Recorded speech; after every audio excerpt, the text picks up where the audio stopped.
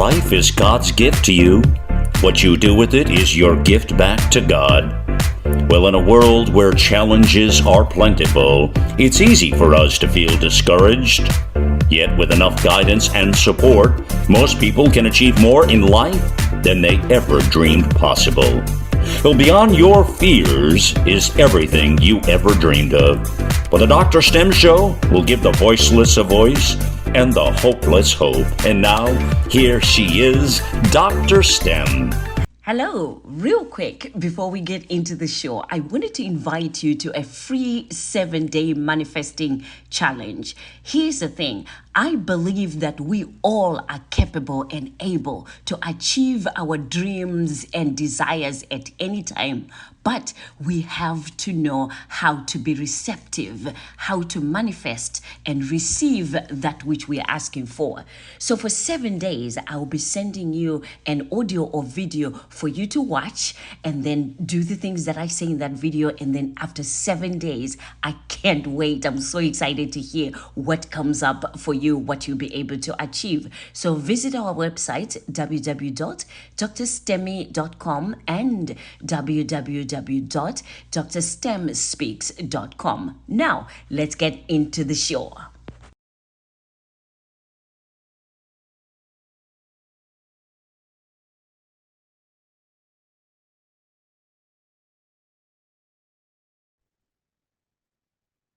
Hello and welcome to our very first DrStem show. I am so excited to have my sister. Well, now we just found out she's my aunt too, because she's related to my mom, but we'll talk about that another time. So welcome to the show, Fungai Masango-Willard.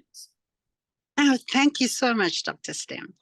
Oh my goodness. So she's in Zimbabwe, just in case you see my bright background and hers is a little bit darker. She's actually in my home country in Zimbabwe. So with all the challenges of electricity and everything, we literally had to pray that this show can go on and we will have the lights on, turning on, and I can hear her, that the internet is good. So we got all the good vibes, going on. So let me tell you just a little bit about Fungai before we get into the discussion that we're going to be talking about today.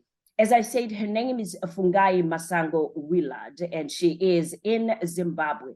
She works for the Zimbabwe National Broadcasting Corporation, Classic 263 Radio. So I've been here in the United States for 36, plus years now. I didn't know about Classic 263 Radio. So she's going to have to tell me about it because I don't know nothing about it. And the interesting and very impressive thing is she has been in broadcasting over 35 years, and she does broadcast and journalism. Her fascination with mental health issues, which is the reason why we're here today. We're going to be talking about mental health issues in Zimbabwe. Began 38 years ago, and she's going to get deeper into that as well during the show. She's preparing to do a few seasons of a program on mental health and how to end prejudice and stigmatization for those who have chronic mental health issues on her radio, Classic 263 Radio. So that's another reason why we will be talking about it, to get you prepared to listen to those sessions as well as participate in those sessions.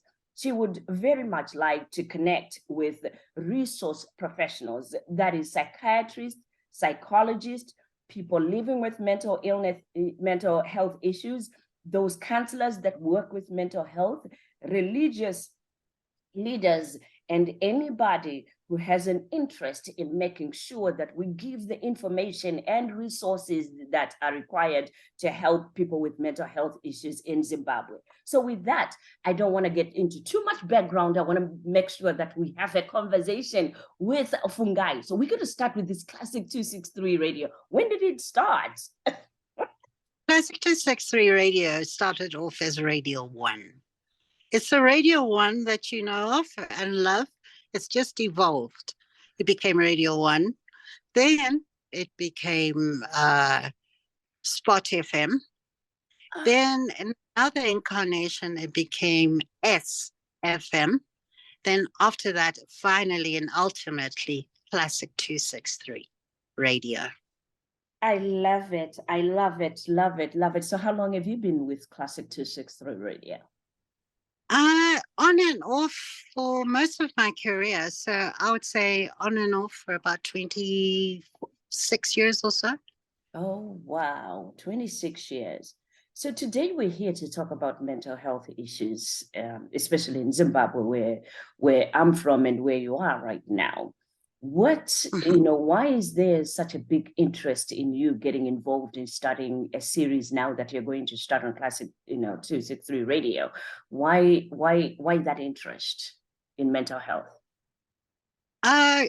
In the year, when was it? 2015, I fell ill.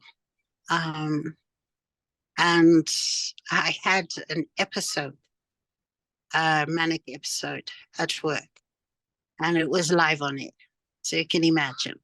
Oh. And I was hospitalized for almost a good 6 months. And I lost my job ultimately. And it's because, mental illness, there are no scars. There's nothing to show, that you are ill. Yes, I was in hospital, but they couldn't understand this. I was all bubbly, everything looked normal, but I was in hospital. Then again, they couldn't understand this. So I don't know. I don't know how they perceive the whole situation, but I lost my job as a result. I have a history of mental issues. It began at the age of 13 during my parents' divorce. It was very difficult for me to take in all this, what was happening. And I found myself withdrawing into depression. And it went untreated for a while. Then ultimately at the age of 16, when I was about to write my O-levels, I had a full-blown manic episode. So they called my mom, and my mom took me to some health professionals. My mom did the best she could. She didn't understand the condition either. So I was taken to traditional healers. I was taken to Mapostori. And eventually I was taken to the correct people who knew and understood the condition. And these were the psychiatrists and the psychologists. So I would say from the age of 16, it's been managed. But the medications have changed over the years. And each time the designer drugs came out, I would be put on them and they worked more efficiently. But of course, there's trial and error, and that's where the episodes come. But since 2015, I've been on a particular medication and it's working beautifully for me. My interest in mental issues is raised by seeing more and more people being diagnosed with mental health issues and understanding that just as I was at the hands of people who had these preconceptions and prejudices against people with mental health. I mean, we just talk about how people at work perceived me. Oh, she's in hospital living her best life. They didn't realize that I was ill. And there was also cases of, like at school, it was like, oh, she's on drugs, which was not the case. It was organic. And I think the misconception that people have, and which is perpetuated these days in Zimbabwe, is since there is a surgence of drug abuse, it's very quick for the general public to perceive that somebody who's had or having a mental health issue, it's because and it's a result of abusing drugs. And that's not true. So this is part of the reason why I'd like this program.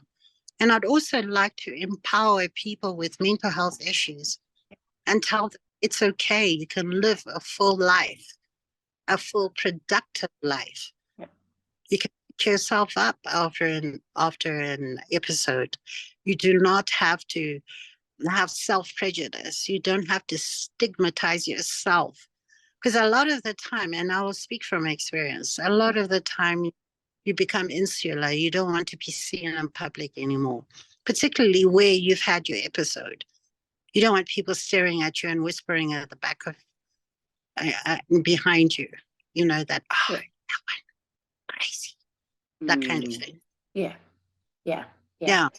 But then a lot of the time, what happens is you go back and people have forgotten. They're onto new stories.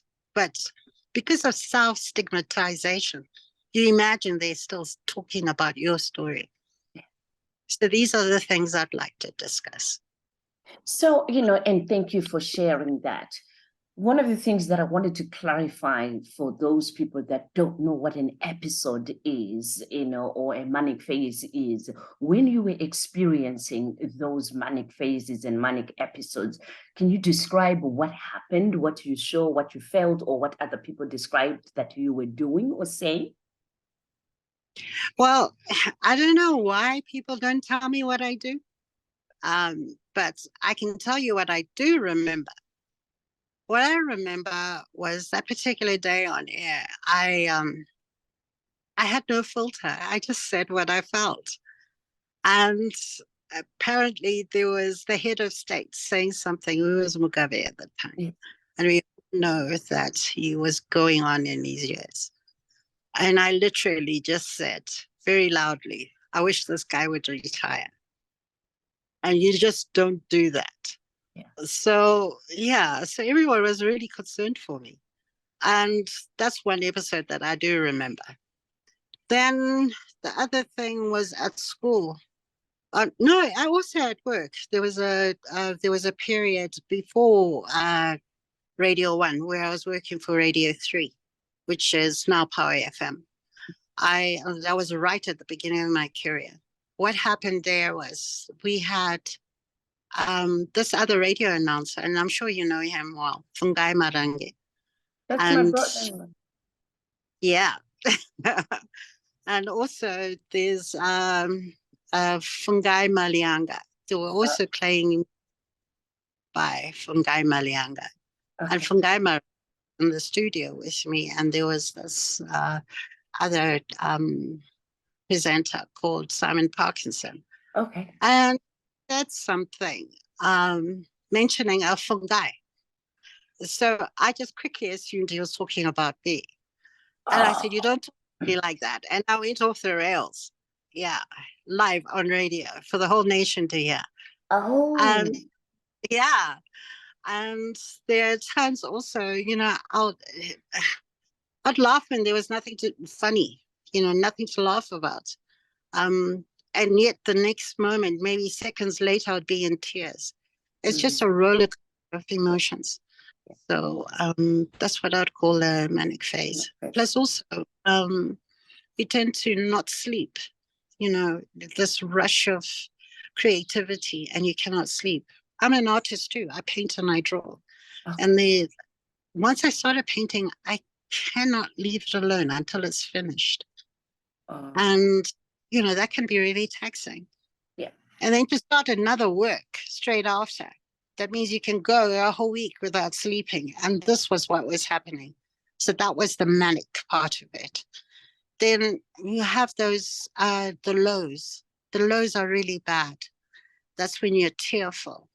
That's when you can't muster the energy or the will to get out of bed. Yeah. So the highs and lows of manic depression, or what is clinically called bipolar disorder. Thank you so much. And if you're just, tuning in and listening to this show, I do have Fungai with me, who has been gracious enough to share her own experience, with mental health. And as she shares, I want everyone to understand that what we are trying to do is to finally normalize and allow people to be able to express themselves when they are struggling with mental health. I grew up in Zimbabwe, and so is she, that we didn't talk about mental health, and neither did we know about mental health. And she said, anytime that anything like that happened, or, you're not being quote unquote normal, the first thing that, many will do is, if they have the money, they'll take it to the doctors. But many a time it's the traditional doctors, it's the, pastors or, preachers that can, pray over you and everything. And, little, was said about mental health, or even talking to people that would know about diagnosing the right diagnosis. So what she's doing is she has a program that she'll be starting, on her radio shows, where she's going to be talking to professionals and talking to other people that are living with mental health, as well as, those survivors that have lived through it, but just to be able to give out information and also to find the resources. Because as you know, resources are always in need, especially in our country. We're always looking for resources to help out, because it's one thing if we talk about it, give the information, and then there are no resources or places where people can go for the treatment. We don't have any trained staff that are there, or maybe even not enough, medications that will be coming in. So part of this program that she will be doing is to bring together people that can talk about, how to bring about those resources into the country to help out with people that will have been diagnosed or those that need diagnosis. I read last week, so I'm on WhatsApp, and so are you, Fungai, but somebody sent this, it's as if they knew that you and I will be talking about mental health in this program that you're putting together. But they sent me this thing about, one of the most prestigious, colleges when I was growing up, it's Dominican Convent High School. It was it. Tell me, a little bit about what you know as a reporter of what happened at Dominican, at the convent. And you see, I'm kind of really sad because that's my old school. Oh, so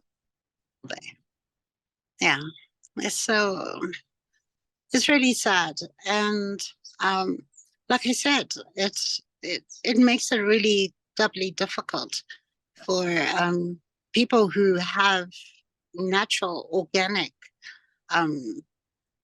mental health concerns, because then it could be just brushed away as drug abuse.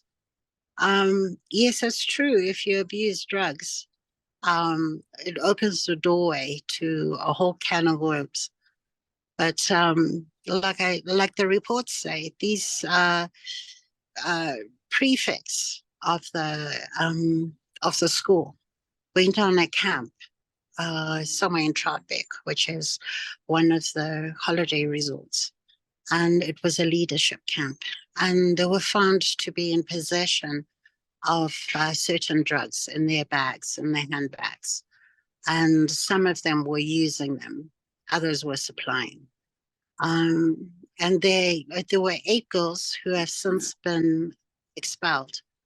And it's opened up a whole lot of debate amongst the teachers and the parents as to how to handle the issue. There have been lots of press reports, and the media has jumped on board as well. It's a topic of discussion even on the station that I work for.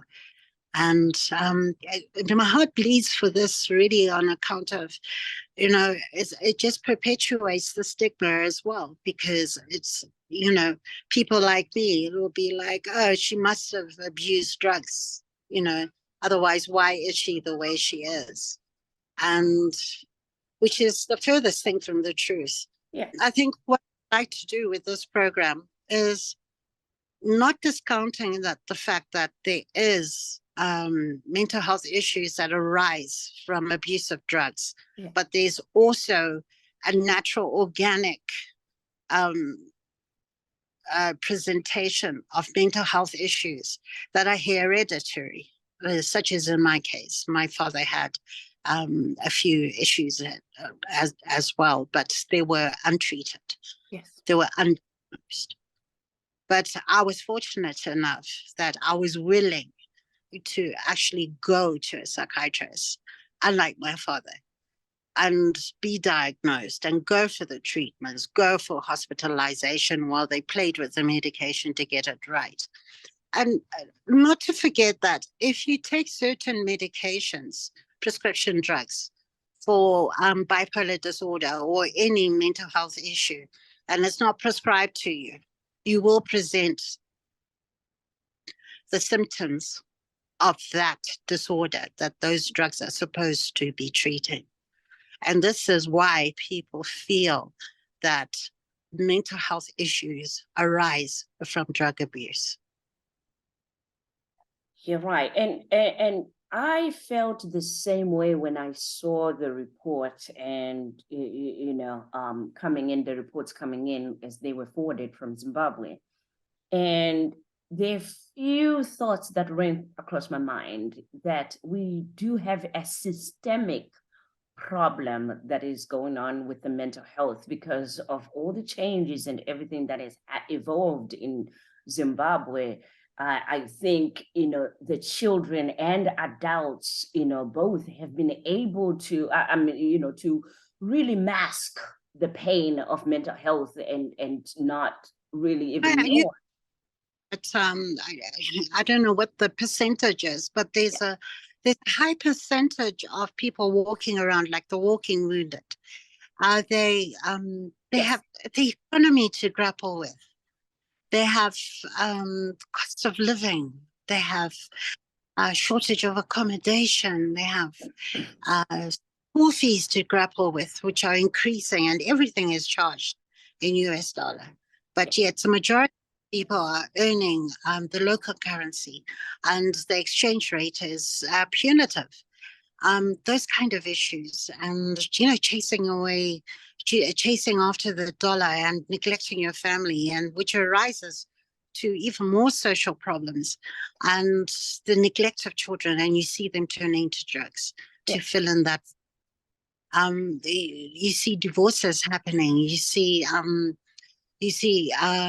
domestic abuse happening. You see gender-based violence happening, all these things emanating from just the one thing.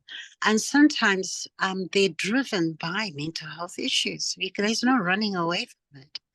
And yet no one seems to want to explore the possibility that the people perpetrating all this violence actually have mental health issues. It's always thought to be a cop-out or an excuse for the woman beating up on her husband is because she's got mental health issues.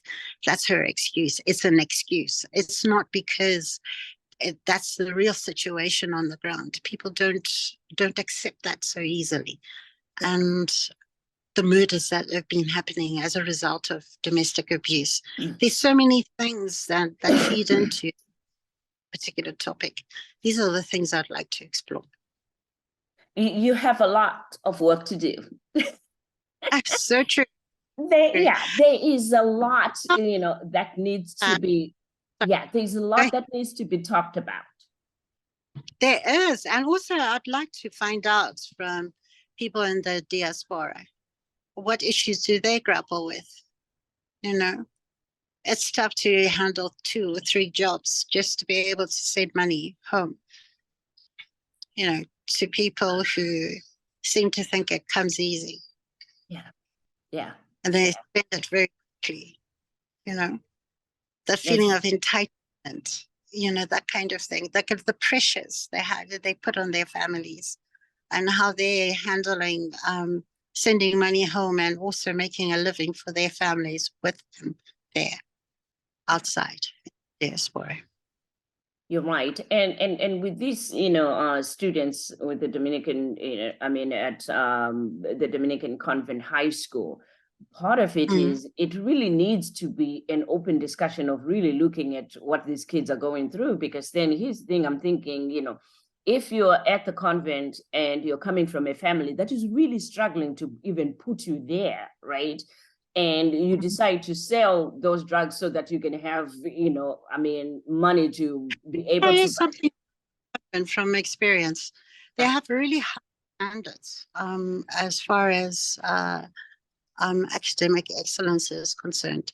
Yeah. I remember something underneath that, and I think that's what also pushed me towards mental illness as well, is that, you have to better your last mark. You can't have the same marks, you know, two tests in a row. It has to be better. And that kind of pressure, that constant pressure, it's a bit much. Yeah. And you get it from your parents. Oh, you got a B, but you got an A, you know, last time. Get a B. And then, you know, with the pressure, you slip up and then it becomes a C and then it becomes a whole issue. Yeah. Yeah. And they have streams, mind you. They have A stream, B stream, C stream. A stream is the creme de la creme. Those people who get nothing less than 97%. Then you have those who don't get anything less than 75%. And then you get those in C stream that don't get anything less than 67 to 60%. And there's no grading on a curve, hey. So yeah, it is a lot of pressure. Yeah. It's a lot of Yeah, yeah. And this incident really, you know, I mean, is an indication of underlying problems that really need to be looked at, you know, in all aspects, whether it's within the school itself, within the children, you know, the children in the school, in the schools, what they're going through, what the real problems that they're struggling with are, as well as in the homes, you know, with the families. So I think, yeah, I think the same 8 students that were suspended will also be very vital in, you know, giving out the information that they might need to be able to help out the rest of the students in the other schools and everywhere else, you know. And as I said, I still come up with, it's a systemic problem that all of us and everyone has to look at it and find ways of information and resources that, you know, could be of help. Dr. Sam, also, you know, with the kind of academic excellence that's expected of certain schools, we must not that we have power issues. Like right now, I would have been using Wi-Fi, but I'm using a data bundle because there's no power. And sometimes you'll have no power for about 18 hours, you know, and then it comes back, say, maybe 10, 11 in the evening. Yeah. And somebody's starting homework then. And then when do you sleep? Because then it goes off again the next day. Around 4 or 5 if you're lucky. Yeah. So those kind of pressures as well, and all the things that you need to do, the chores around the house, there's all sorts. And then there's the family environment. You know, yeah, social, yeah, kind of things. So again, you know, and thank you for that information. So again, this whole show today, what we did was I just, you know, got information from Fungai when she reached out to me to say, hey, do you have a moment to be a part of this series that I'm coming up with mental health? Because I've been working in mental health myself for years right here in the United States. And I thought, you know what, let's also do a quick show where people can understand the background of why mental health is a big need, you know, to be, for us to put, a highlight on mental health in Zimbabwe. So, you know, for me as a mental health professional, as I was preparing for this show, which is what I do with most shows, I started doing research just to figure out, you know, what research is there about mental health in Zimbabwe? You know, what do we know? And I mean, maybe I missed some of the recent research, but research that I saw, started off in like 1975 to 2011.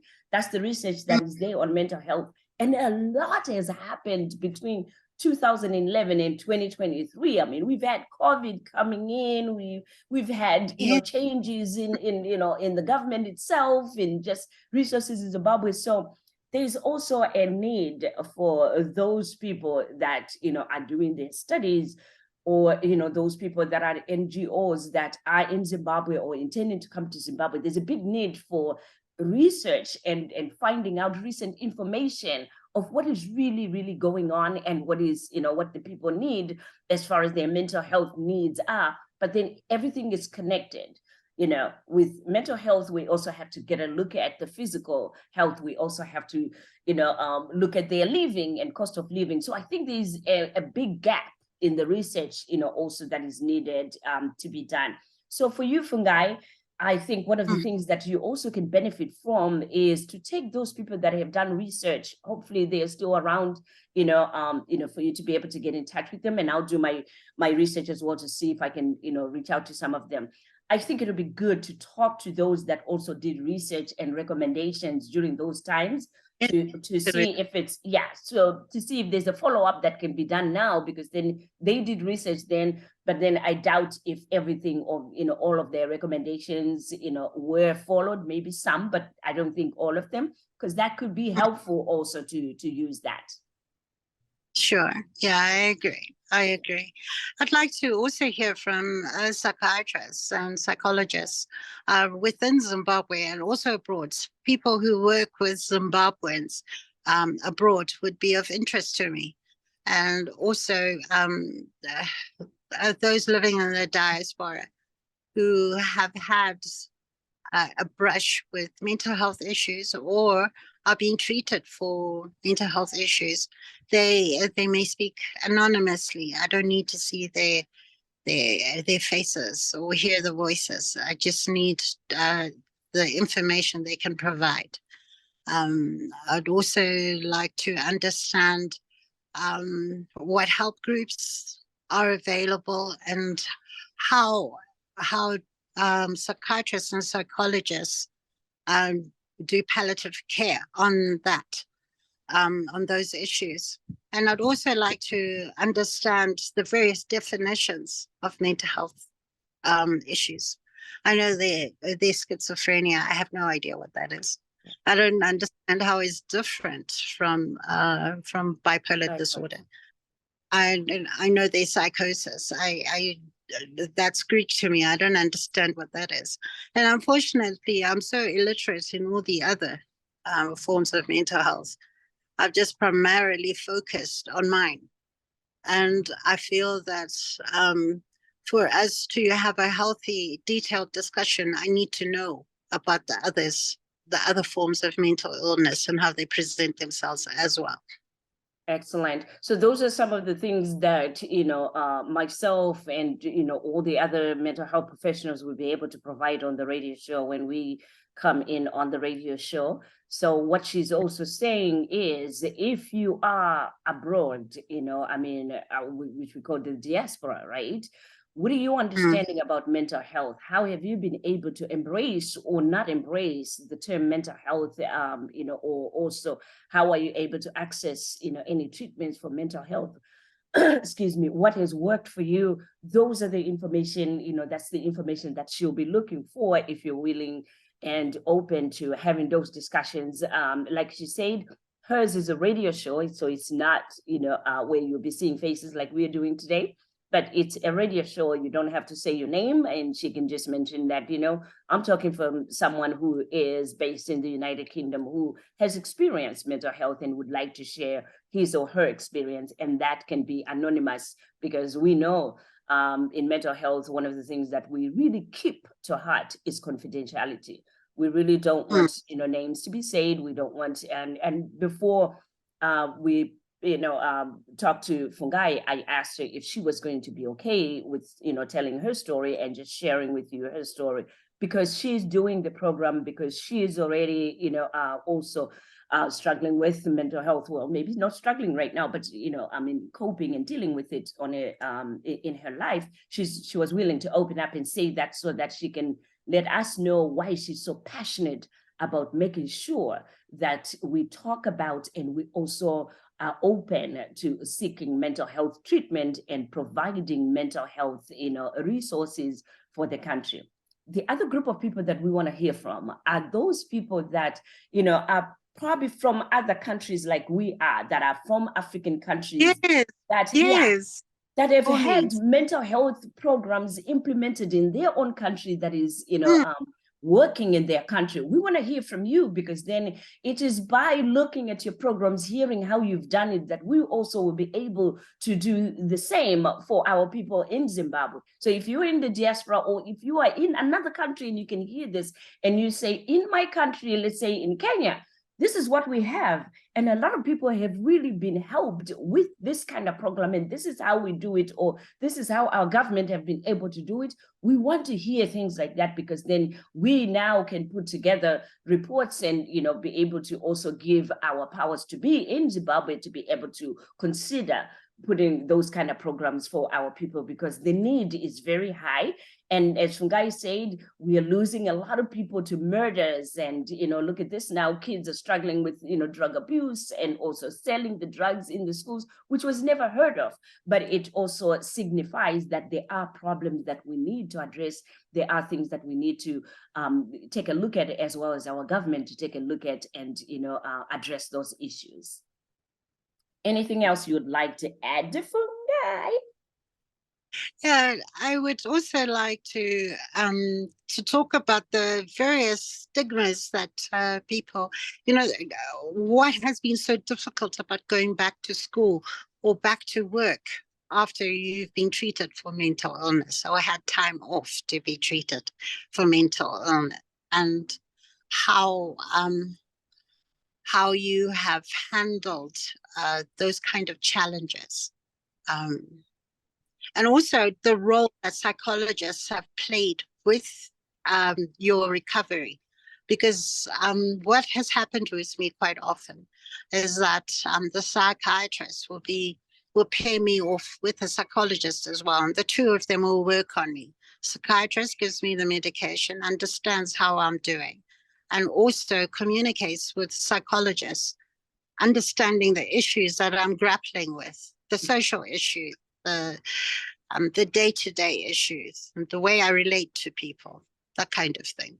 And it helps the psychiatrist manage the medication, the regime of medication that he or she puts me on.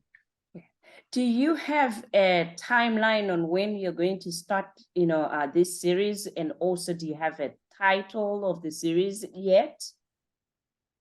Yes, I do. I do have. Okay. I do have a title. Okay. The of it is Healthy Mind, a Healthy Mind. And I'm hoping to start this. It's a bit late now, really. I was going to say in February, but to be realistic, let's do it in March. Okay. February is very short. Yes. So when we get our ducks in a row, March will be the great time to start. Okay. And how can people get in touch with you? I recorded a few by then, you know, a few episodes by then to get it all started. Okay, that was cut off. What did you say just now? Sorry. I'm really looking forward to having maybe 1 or 2 episodes done before the end of February. Okay. So I've got something to present. Okay.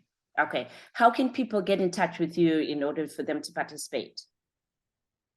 My email address is Fungai with an AI, Fungai at iCloud.com. Fungai at, no, I beg your pardon, Fungai W, Fungai W at iCloud.com. So again, Fungai W at iCloud.com. No worries. We will also have it right here on the screen, so that people can see that Fungai with an AI, W at iCloud.com is how you can get in touch with Fungai and be a participant in this series, A Healthy Mind. We're taking a look at mental health in Zimbabwe. All right, Ms. Fungai, I think we accomplished what we wanted to accomplish. Any last words as we part? I would just like to say thank you to you. And I would like to say thank you to everyone who is going to contribute. My gratitude. And please be as open as you feel comfortable being. That's all I can ask of you. And remember, you will be anonymous. I will protect your identity from being known. And I would remove anything that could lead people to your identity as well. Thank you so much. Thank you so much. And thank you for being my guest today. What I would like to say to all of you that will be watching this is mental health matters.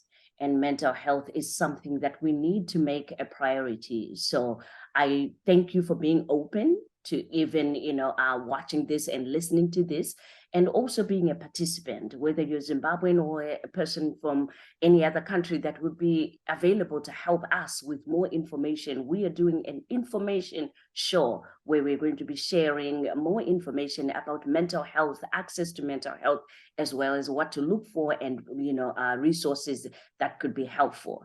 As I always say, this is DrStem. Be encouraged.